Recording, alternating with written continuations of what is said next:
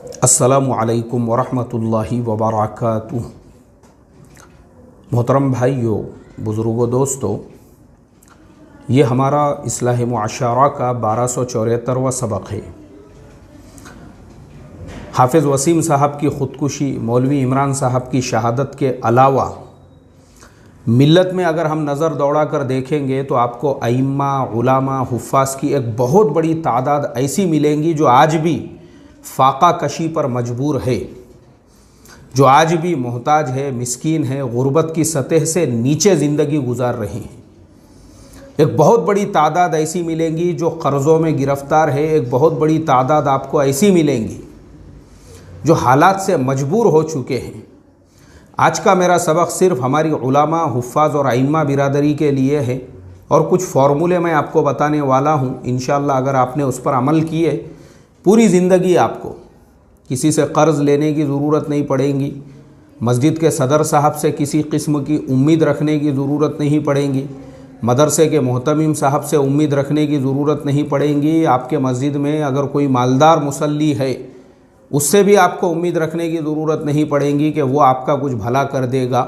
बल्कि अगर आप मेरी तरतीब पे अमल करोगे तो इंशाअल्लाह अल्लाह आपको उस मकाम पर पहुँचाएगा कि आप ख़ुद लोगों का भला करने वाले बनोगे।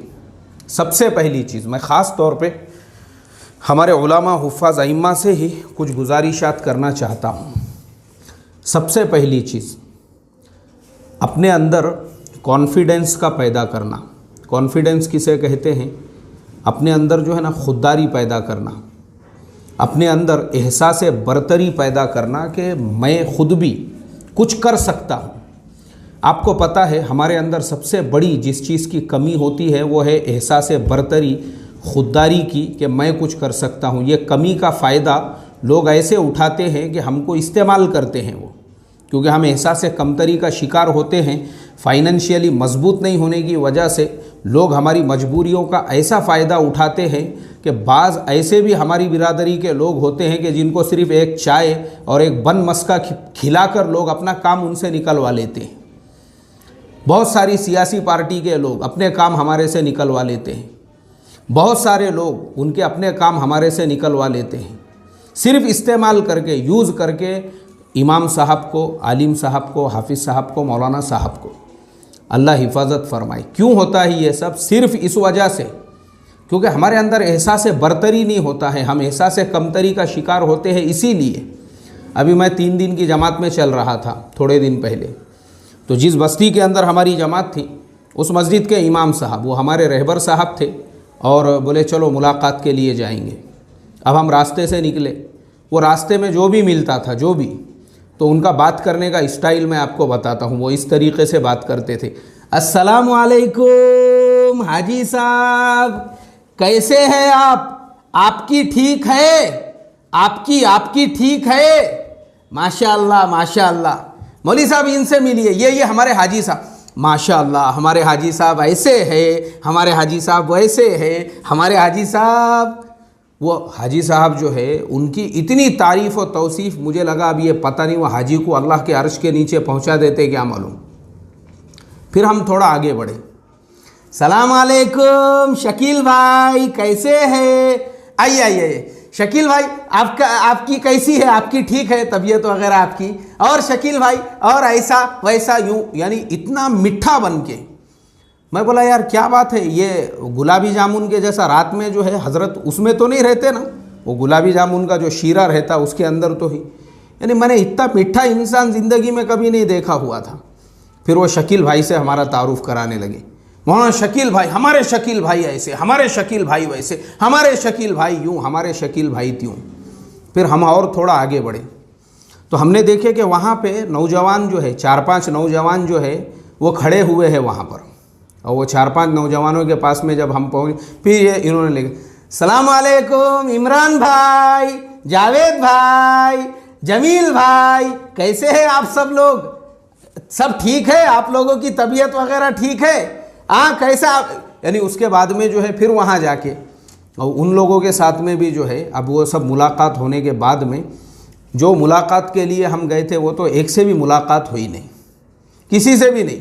और मैंने देखा वो मस्जिद में भी अगर कोई उनको वज़ू खाने में वो ऐसा आधा रुकू करके उनसे मिलते थे, कैसे हैं आप, आपकी तबीयत कैसी है, ऐसा पूरा आधा रुकू करके, आधा सोकर। तो मैं परेशान हो गया। मैं बोला भाई इमाम साहब ऐसा क्यों कर रहे होंगे, इतनी आजीज़ी, इतनी इनकिसारी, इतना तवाज़ो, पूरा सो के झुक के रुकू करके लोगों से मुलाकात, लोगों को इतना चने के झाड़ पे चढ़ाना, इतना मीठापन किस लिए है, क्या इसका फ़ायदा क्या है इससे? ये सिर्फ़ और सिर्फ इस वजह से है कि हाजी साहब मेरे से खुश रहना चाहिए, जमील भाई, शकील भाई मेरे से खुश रहना चाहिए, नौजवानों ने मेरे से, सिर्फ़ और सिर्फ, इसके अलावा और कोई मकसद नहीं। क्यों? अगर ये सारे लोग खुश रहेंगे तो मेरा कुछ ना कुछ जो है भला कर देंगे, मेरा माली ताउन हो जाएगा और मुझे जो है कुछ ना कुछ इनसे सपोर्ट मिल जाएगा, सिर्फ इस वजह से, इसके अलावा और कुछ नहीं। उसके बाद में एक जलसे में मेरा जाना हुआ, जलसे में, तो मैंने जलसे में देखा, वो जलसे के अंदर भी जो है ना जो जिन साहब ने मुझे जलसे में दावत दी, मैं बैठा हुआ हूँ, अब वो बच्चों को बुला रहे हैं वहाँ पे।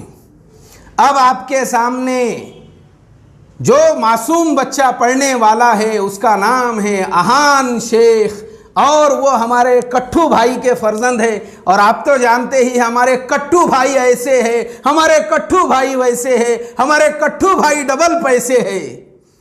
अब वो जो अहान शेख, जो बच्चे को दावत दी गई है, वो रो रहा है और वो जो है बिल बिला रहा है, वो स्टेज पे आने को तैयार नहीं है, फिर भी लाओ लाओ उसको, लाओ गोदी में उठा के लाओ लाओ, लेके आओ उसको स्टेज पे लेके आओ, लाओ लाओ लाओ। अब वो पूरा वहाँ पे मजमा बैठा हुआ है, लोग बैठे हुए हैं। अरे काय के लिए बाबा इतनी चमचागिरी, इतनी चापलूसी, इतनी चाटूगिरी, किस क्या काय के वास्ते? किसको खुश करना चाह रहे आप? उसके बाप को, ताकि उसका बाप खुश हो जाए और तुमको एक बंडल उठा के दे दे नोटों का। अब उसके बाद वो टिड्डा 1.5 फीट का उसको लाए खींच के वहाँ पे ज़बरदस्ती माइक पे, पढ़ने को तैयार नहीं, और जो अनाउंसर साहब है वो खुद ही उसको बोल रहे हैं, हाँ चलो बेटा पढ़ो, ला इलाहा इल्लल्लाहु मुहम्मदुर रसूलुल्लाह। वो खुद ही पढ़ा रहे हैं उसको, और वो पढ़ रहा, देखो कितना अच्छा पढ़ा बच्चे ने, माशाअल्लाह माशाअल्लाह माशाअल्लाह बोल के। और जलसा ख़त्म होने के बाद में एक साहब आए जिनकी बेटी उसी मकतब के अंदर पढ़ती थी, और वो साहब ने आके बोले यार मेरी बेटी तुम्हारे पास 3 साल से पढ़ रही है, उसका जलसे में तुमने नाम डाले थे, उसको बुलाई नहीं तुमने। तो फिर वो अनाउंसर साहब जो है, वो साहब के साथ उनकी हुज्जत हो रही है वहाँ पे। वो साहब जो है ज़िद पे अड़े हुए हैं कि मेरी बेटी को क्यों नहीं बुलाया गया। तो फिर मैंने वो अनाउंसर साहब जो थे बाद में उनको साइड में लिया, उनको समझाया। मैं बोला यार वो 3 साल से पढ़ रही थी, लेकिन गरीब की बेटी थी, तुमने उसको बुलाए नहीं, और वो टिड्डा 1.5 फीट का अहान शेख जिसको बुलाए थे, सेमड़ा चिपड़ा, अभी बराबर से उसने जो है दुनिया में कदम भी नहीं रखा हुआ है यार, ज़बरदस्ती ला के खाली उसके बाप को खुश करने के लिए, करोड़पति का बेटा है बोल के इसके लिए। तो ये जो चीज़ होती है ना मोहतरम दोस्तों, ये मैंने आपको मिसालें इसलिए दिया हूँ, ये सिर्फ एहसास कमतरी की वजह से, ये हमारे अंदर से जब तक निकलेगा नहीं, हम खुद अपने आप को ये नहीं समझेंगे कि मैं खुद कुछ कर सकता हूँ, क्योंकि हमारा सबसे बड़ा प्रॉब्लम है यूज़ करते हैं लोग हमको, यूज़। अभी मैं आपको बताऊँ, अभी मेरे बारे में जो है एक साहब, किसी साहब ने जो है एक वीडियो बनाकर उसमें मुझे गालियाँ दी गई है, बुरा भला कहा गया था, तो हमने साइबर क्राइम में उसकी वो की है, कंप्लेन की है। अब साइबर क्राइम के अंदर जब उसकी तहकीकात हुई, पता चला तो वो एक मौलवी साहब निकले। चैनल किसी और का है, पैसे वाले एक मालदार साहब का है, लेकिन एक मौलवी साहब को जो है वड़ा पाव खिला के, नाश्ता चाय पानी करा के, उनको एक बन मस्का खिला दिए और उनको पूरी स्क्रिप्ट तैयार करके दे दी गई है कि बस आपको पढ़ना है। यूज़ कर लिए बेचारे को, इस्तेमाल कर लिए। मैंने मेरी वो कंप्लेन वापस ले लिया। मैं बोला जाने दो यार, कोई बात नहीं, बेचारा गरीब इंसान है वो, उसको ख़ुद को ये मालूम नहीं है, एहसास कमतरी का शिकार है वो। उसको खाली एक टाइम का नाश्ता करा के, चाय पिला के, बन मस्का खिला के, उससे एक वीडियो रिकॉर्ड करके ले लिए, चैनल किसी और का। मैं बोला कार्रवाई करना है चैनल वालों के ऊपर करो, लेकिन वो जो जिसकी आवाज़ है उसको माफ़ कर दो। मैं बोला उसके अगेंस्ट में कोई कार्रवाई मत करो। ये हाल है हमारा, अल्लाह हिफाजत फरमाए। हमको ख़ुद को ये एहसास नहीं होता है, लोग हमको यूज़ करके, इस्तेमाल करके फेंक देते हैं निकाल के, और हम क्या सोचते हैं कि मैं किसी मालदार साहब मेरे बड़े अजीज़ हैं, वो हाजी साहब तो मेरी बड़ी इज्जत करते हैं, और वो नगर सेवक साहब तो मेरा बड़ा नाम लेते हैं, और वो पैसे वाले साहब जो है, ये सिर्फ एहसास कमतरी की वजह से है। एक बात याद रखो, इसके अलावा कुछ नहीं है, कुछ नहीं है, ये सिर्फ एहसास कमतरी। आपके अंदर सेल्फ कॉन्फिडेंस नहीं है, आपके अंदर आत्मविश्वास नहीं है, इसलिए आपका हाल गवर्नमेंट की जो लाल बस है एसटी महामंडल उसके जैसा हो चुका है, हाथ दाखवान गाड़ी थामुआ। अल्लाह हिफाजत फरमाए। अब मैं आपको बताता हूँ अपने अंदर सेल्फ कॉन्फिडेंस कैसे पैदा किया जाए। सबसे पहले एकसू होकर मुराक़बे में बैठो, अल्लाह तबारक व ताला की ज़ात से ताल्लुक़ जोड़कर अपने दिल में ये बात पैदा करो कि मेरा खालिक, मेरा मालिक, मेरा पालनहार तो मेरा अल्लाह है। मेरे अल्लाह ने जैसे फ़लाने करोड़पति साहब, सेठ साहब, मालदार साहब और फ़लाने सदर साहब और मोहतमीम साहब को 2 हाथ 2 पैर, 1 मुंडी, 2 आँखें, नाक, कान, ज़ुबान दी हुई है, मुझे भी अल्लाह ने वो सब बराबर दिया उनके जैसा। अल्लाह मियाँ ने मेरे भी इसमें कुछ कमी नहीं किया। अब अगर अल्लाह ने किसी को ज़्यादा माल दे दिया है, अगर अल्लाह ने किसी को ज़्यादा ये दिया है, तो सिर्फ़ और सिर्फ इस वजह से कि उन्होंने मेहनत की। वो कौन सा तरीक़ा है, वो कौन सी मेहनत है जो करके मैं भी उनसे बड़ा बन सकता हूँ, ये सोचो ना आप, और वो तरीक़ा इख्तियार करो। सबसे पहली चीज़ ये जो मिठापन भी जो है ना, ये निकालो अपने अंदर से। मिठापन कैसे है आप, कैसे है, ये पूरा रुकू करके जो मिलने का जो तरीक़ा है ना, पूरा झुक जाने का है लोगों के सामने, ये निकालो अपने अंदर से। ये निकलना ज़रूरी है। एहसास खुददारी पैदा होना चाहिए अपने अंदर, कॉन्फिडेंस पैदा होना चाहिए कि भाई जो काम दूसरे कर रहे हैं मैं क्यों नहीं कर सकता, मुझे क्या ज़रूरत है लोगों के सामने झुकने की, मीठा बनने की, हर एक की तारीफ़ करने की, तौसीफ़ करने की, उनके बच्चों को जो है 7वें आसमान पे चढ़ाने की। ये एहसास कमतरी निकलना ज़रूरी है। आप क्या नहीं कर सकते, जो दूसरे कर रहे वो आप भी कर सकते हैं। तो सबसे पहली चीज़ अपने अंदर से ये एहसास कमतरी निकालिए, और वो एहसास कमतरी निकालने के बाद ख़ास तौर पे हमारे जो नौजवान उलामा हैं जिनकी उम्र 25 साल से कम है, 30 साल से भी अगर कम है तो भी कोई मसला नहीं है। अगर आपने स्कूल में 4वीं, 5वीं, 7वीं तक पढ़ा हुआ है, आप अपनी स्कूल की तालीम को आगे बढ़ाइए। 10वीं का एग्ज़ाम दीजिए, 12वीं दीजिए, ग्रेजुएशन कीजिए, उसके बाद हज़ारों कोर्सेस है आपके लिए, जो सब कर रहे हैं आप भी कर सकते हैं। और मेरे सबक है भाई इस पे, मैं बार बार अभी क्या रिपीट करूं वही बातों को जो ऑलरेडी मैं उलामा इम्मा हुफ़ाज़ के लिए बता चुका हूं। और आपको मैं बताऊं, बिहार के अंदर हमारा यही सबक सुनने के बाद एक मौलवी साहब ख़ुद उन्होंने 10वीं का इम्तिहान दिए और बाद में लोगों को तरगीब देकर उन्होंने मुझे बताया, मौलाना कम से कम 10 से ज़्यादा हुफ़ाज़ और उलामा होंगे जिन लोगों को मैंने ये एग्ज़ाम देने लगाया सिर्फ़ आपका सबक सुनने के बाद। मेरे पास मैसेज है उनका। उनके अलावा भी बहुत बड़ी तादाद है ऐसी माशाअल्लाह जिनके जब ये चीज़ समझ में आ गई, क्योंकि क्या ज़रूरत है, क्यों नहीं कर सकते आप। 10वीं का इम्तिहान दो और 10वीं के फ़ौरन बाद भी अगर आपको ग्रेजुएशन करना है, मौलाना आज़ाद ओपन यूनिवर्सिटी है, यशवंतराव चौहान मुक्त यूनिवर्सिटी है, इग्नू है, Indira Gandhi national open university है, अलीगढ़ मुस्लिम यूनिवर्सिटी है, जामिया मिल्ला इस्लामिया है और JNU है। ऐसी बहुत सारी यूनिवर्सिटीज़ हमारे देश के अंदर ऐसी है जहाँ से आप अपनी इमामत करते हुए, मदरसे की तदरीस करते हुए, ये सब करते हुए ये काम कर सकते हैं। बिल्कुल करना चाहिए।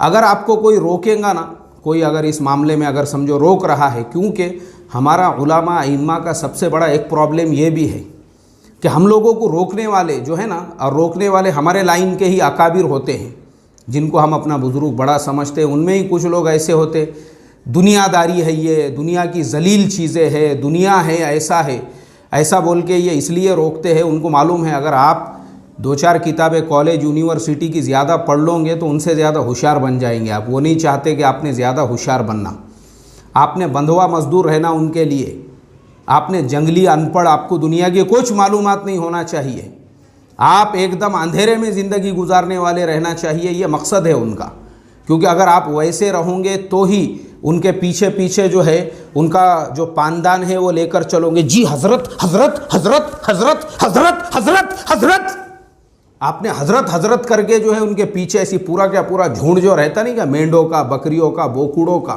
वैसा वैसा उनके पीछे चलना चाहिए। आपने उनको अल्लाह ताला की एक ऐसी मखलूक, मतलब उनको अर्श तक, तो अगर आप पढ़ लिख के ज़्यादा होशियार बन जाएंगे तो फिर ये ऐसे जो आज हमारे क्या बोलेंगे उनको, जो इस तरीके से पीर बन के बैठे हुए हैं, अकाबिर बन के बैठे हुए मन घड़त, तो फिर उनकी अकाबिरियत का मसला है, यहाँ पे उनके बुजुर्गी का मसला है, उनके बड़ेपन का मसला है। तो इसके लिए मेरी रिक्वेस्ट और दरख्वास्त है, हमारे नौजवान उलामा जो जिनकी उम्र 30 से कम है, उससे ऊपर भी है तो मसला नहीं है, 10वीं का इम्तिहान दो, 12वीं दे सकते हैं दो, ग्रेजुएशन करो, उसके बाद डीएड है, बीएड है, डिप्लोमा है, कंप्यूटर इंजीनियरिंग है, एलएलबी है।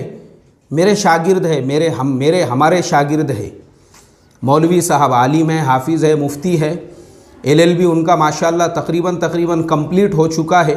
जज के एग्ज़ाम्स की वो तैयारी में लगे हुए, अभी दिल्ली जाके एक इम्तिहान देकर आए, और इमाम है, अभी ऑलरेडी इमाम है एक मस्जिद के, तो वो कर सकते हैं। आप क्यों नहीं कर सकते? क्यों अपने अंदर एहसास कमतरी है आपके अंदर? क्यों आप अपने मस्जिद के मुसल्लियों के लिए गुलाबी जामुन का शीरा बन के जी हमारे शकील भाई, जमील भाई, रफ़ीक भाई, इमरान भाई? क्या ज़रूरत है ये ऐसी चमचागिरी, चापलूसी, मिठे बन के जो है ऐसे लोगों की ये करने की? कोई ज़रूरत नहीं है। एहसास कमतरी से निकलो बाहर। जब वो हमारे शागिर्द जज के एग्ज़ाम की तैयारी कर सकते, मदरसे का फारिग एक आलिम, दारुल उलूम देवबंद के एक मौलवी साहब का पिछले साल कलेक्टर बने हुआ, IAS उन्होंने एग्ज़ाम पास किए। एक चेन्नई के अंदर इमाम साहब है मस्जिद के, जिन्होंने मस्जिद में ही क्लास खोल के रख दी है, मस्जिद में से जो है बच्चों को कलेक्टर बना के बाहर भेज रहे हैं वो। आप मुझे बताओ ना, एक इमाम, एक आलिम, एक हाफिज़, एक मुफ्ती क्या नहीं कर सकता है? कब करेगा? जब एहसास कमतरी से बाहर निकलेगा। तो पहले एहसास कमतरी से बाहर निकलो, और ये एक चाय के लिए, एक बन मस्का के लिए, वड़ा पाव के लिए, एक टाइम के खीमा पाव के लिए और नाश्ते के लिए यूज़ होना छोड़ दो सबसे पहले तो, और अपनी कदर और अपनी कीमत पहचानो। आप क्या नहीं कर सकते हैं, इतना भी मत गिराओ कि लोग हमको एक बन मस्का चाय में यूज़ करके फेंक दे। अल्लाह हिफाजत फरमाए। तो सबसे पहले एजुकेशन लेवल और उसके बाद बिज़नेस लेवल पे हम कल बताएंगे। अस्सलामु अलैकुम वरहमतुल्लाहि वबरकातुहू।